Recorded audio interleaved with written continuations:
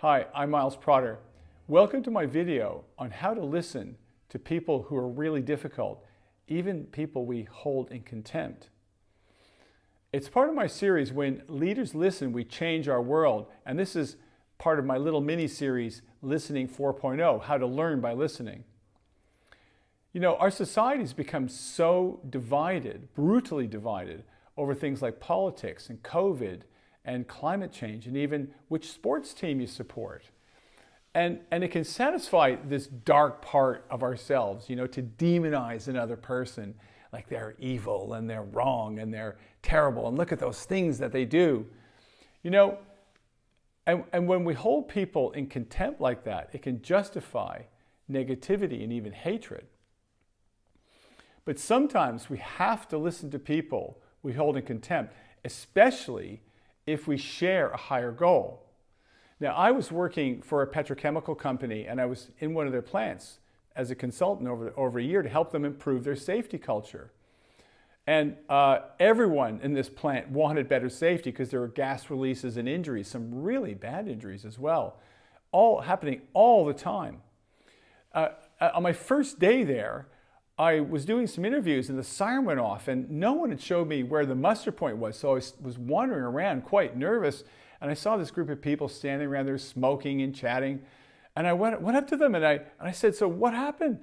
And this person says, "You know, some guys were welding near a gas leak, started a fire." I went, "What? Why were some people welding near a gas leak?" And they just kind of shrugged their shoulders. And you know, in the interviews I did, dozens of them, I discovered this animosity, this hatred, contempt that unions and management had for each other. And the operators and the tradespeople, they believed that management did not care about them. And psychological research tells us in those situations, if you feel the people who are supposed to be taking care of you don't care about you, you stop caring for yourself and others. And it leads to real resignation and despair.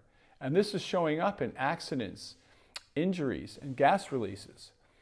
And the only way forward was to get people to listen to each other with empathy.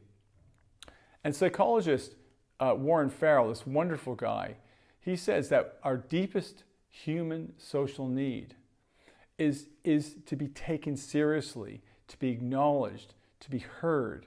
And this requires understanding another person's point of view. It doesn't mean agreeing with them or accepting it as true, but it means at least you're giving it a shot, you're open to it. So we got the workers and managers together, and I gave them a report of the interviews with unedited comments. And I said, your job is to try to understand why the guys on the other side are so angry with you.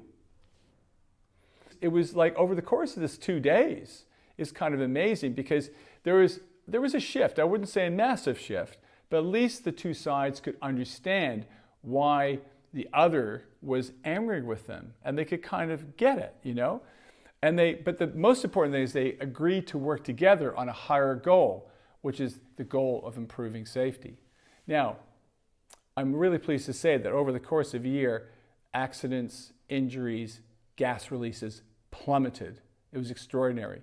And I had this interview with the head of the union, and he was great. I said, what worked for you, just in summary? He said, well, you know, the great thing was that I put my gun, machete, and dagger down. And I could actually join the team with managers and work together on improving safety. And I discovered they're really fair dinkum, and they took me seriously. And we worked together. And we didn't have to be politically correct or hide anything. We could have really tough discussions and get things done. I mean, it was fantastic. So there might be really difficult people in your life, people you even hold in contempt, that you have to get on with because you share a higher goal. The only way through is to listen to them, to try to understand where they're coming from. Not agree necessarily, but at least understand them and respect them, that their views are valid. And you might be surprised what you discover. So I hope this is helpful. My next video is about how to listen and develop creativity. See you then.